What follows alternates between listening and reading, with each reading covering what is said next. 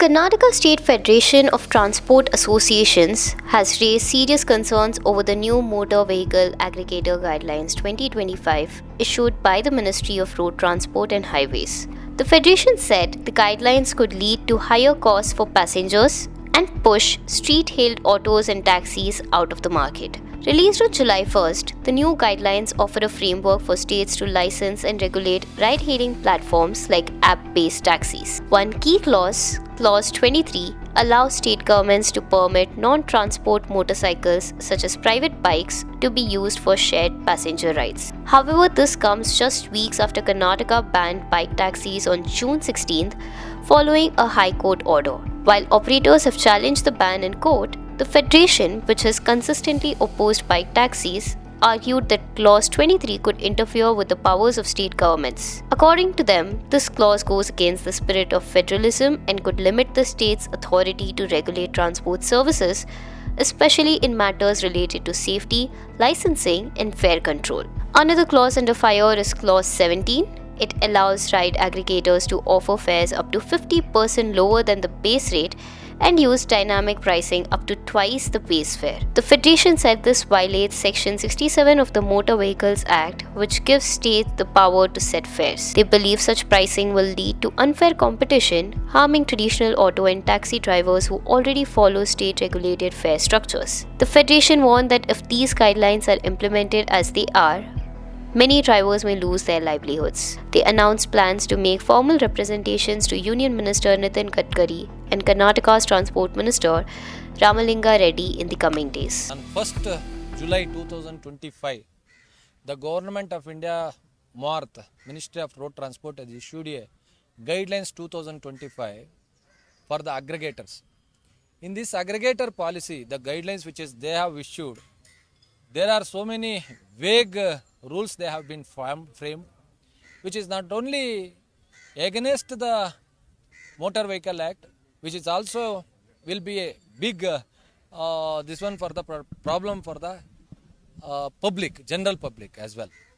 See, in that rule number 17 defines that the aggregator can charge more than 2 times whatever the basic fare is there, base fare, more than the base fare, they can charge 2 times on the base fare. So that itself shows that this aggregator policy is violating the Competition Act, firstly.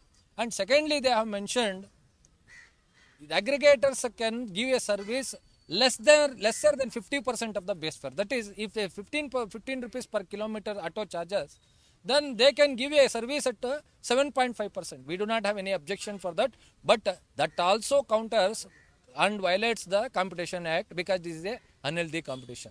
And coming to a part of the 2 times more charging, it is really taking away the rights of a general public. See, now that if the government really intends to reduce the traffic on the road, it has to fix a minimum fare and maximum fare, and one fare should be there.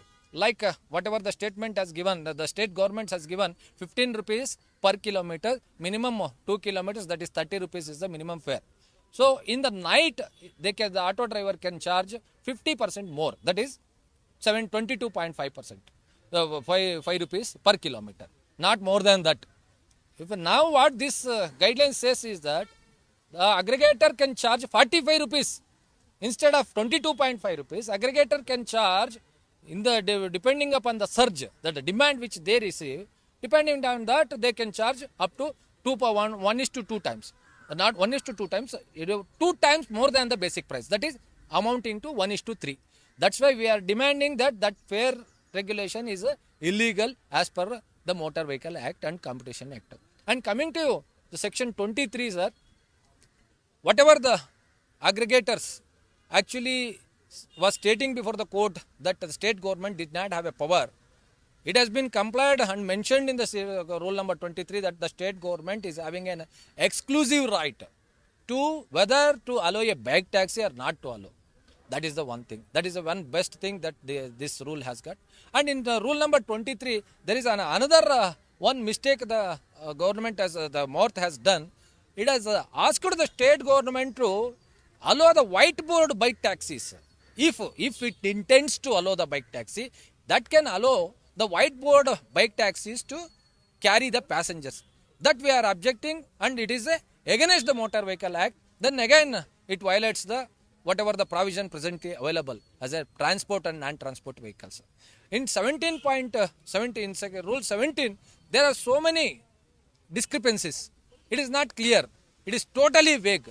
That's why we are demanding and we will going to submit a memorandum to the Government of India, the Ministry of Road Transport, and also the State Government Transport Minister, seeking the amendment once again.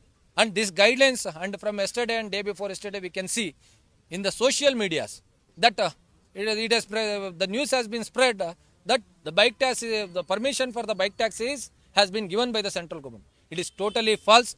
The government, the public has to understand that no permission has been given by the central government. This is only an guidelines issued by the MORTH, stating that if the state government intends to allow, may allow or may not allow, that is also there. But before the government, our Karnataka statement, it is already state government has given their opinion that they will not going to allow the bike taxis on the road. What about food delivery, sir? Sir, we are not, from the day one, we are not objecting.